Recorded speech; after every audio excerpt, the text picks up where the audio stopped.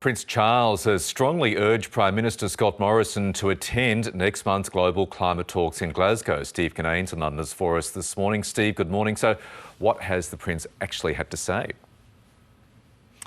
Well, Prince Charles has given a wide-ranging 15-minute interview with the BBC, significantly with the climate editor for the BBC. So he just really wants to get out there on the record leading up to those talks in Glasgow in a few weeks' time with his views on climate change and what needs to be done. And he made a number of different comments. He said he sympathised with young activists like Greta Thunberg, who were very frustrated with the lack of action from world leaders on climate change. He talked about some of the things that he did when it comes to climate change in relation to reducing his carbon footprint. For example, he said he was using renewables.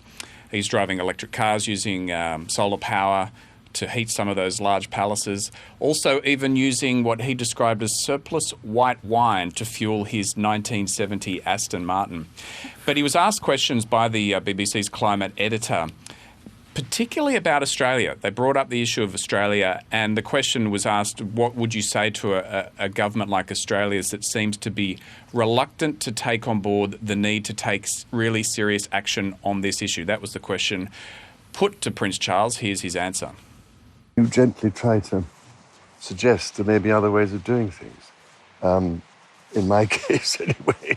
Otherwise, you lot accuse me of interfering and meddling, don't you?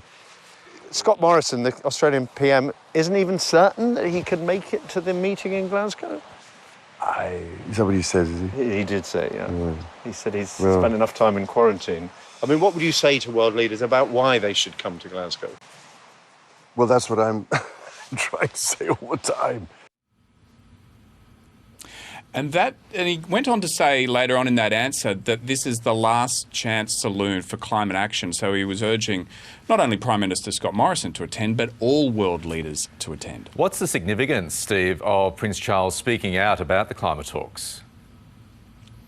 Well, you've got the heir to the throne, potential King of Australia, saying the Prime Minister of Australia should attend Glasgow, and also other leaders. It's another voice, and a very prominent voice, saying that Australia's Prime Minister should attend. We heard from the COP president in an interview with the Financial Times over the weekend say the same thing. Not only that he wanted the Prime Minister to attend, he wanted to come with some very strong commitments, not only to net zero for 2050, but some very large emission reductions by 2030 as well. And I think there was a little bit of significance in the way he answered one of those questions. He was a bit surprised, a bit shocked that the Prime Minister was not attending. So expect these conversations to continue to happen in the British media as more people are urging Australia and the Prime Minister not only to attend, but to come with some real targets to this conference. Yes, thank you, Steve. I love how, as you pointed out, Prince Charles has converted his Aston Martin. It's powered by white wine and cheese, the same products that power much of the English upper classes anyway. Well done, Michael. That's good.